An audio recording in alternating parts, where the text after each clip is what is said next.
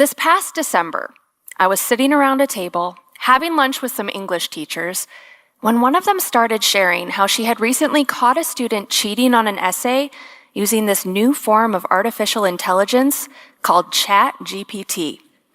She watched in awe, astonishment, and a bit of mild horror as this program constructed an entire essay for the student with the click of a button.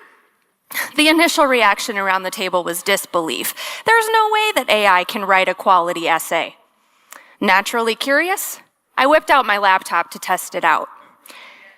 All of us watched in shock as this AI program constructed a well-written analysis essay right before our eyes in a matter of seconds. If you've ever wondered how to induce an immediate existential crisis amongst a group of English teachers, yeah, that's how. Educators across the globe have entered a state of panic. Of course, there are the typical concerns about AI taking over the world, courtesy of too many movies and TV shows like Terminator and Westworld. But for educators, the concern lies more with their students. Post-pandemic, educators have noticed severe declines in students' ability to think critically and problem solve at the most basic levels. But now, with AI able to do the thinking for them, educators are awash in worry, not merely for their jobs, but for the development of their students. But as author and writing instructor John Warner points out, the reason the appearance of this tech is so shocking is because it forces us to confront what we value rather than letting the status quo churn along unexamined.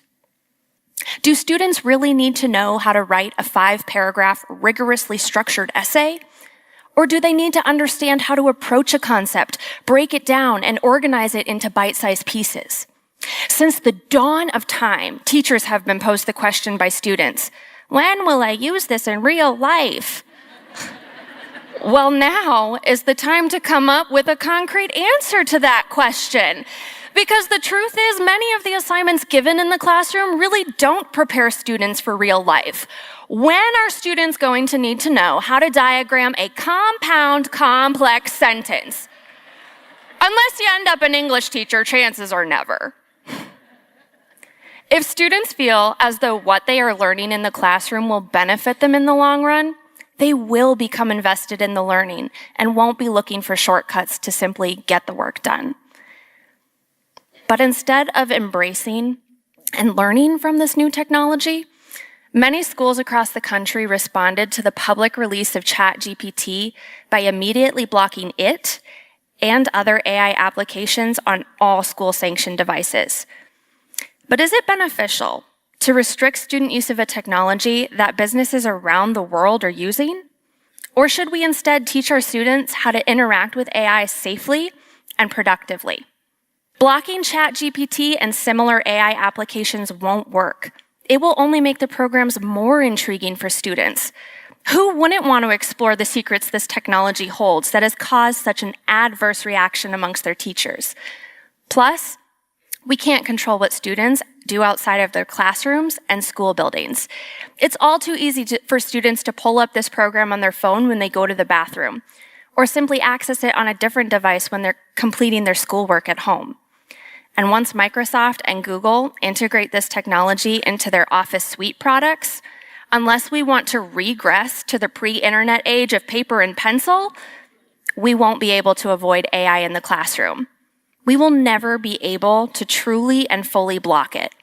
Instead, we have to find ways to work with and around it.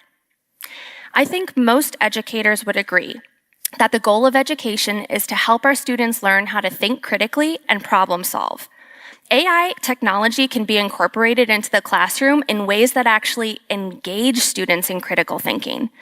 Math students could create their own math problems and then use AI to test the results. Social studies students could use ChatGPT to write alternative realities to history and then discuss the results as a class.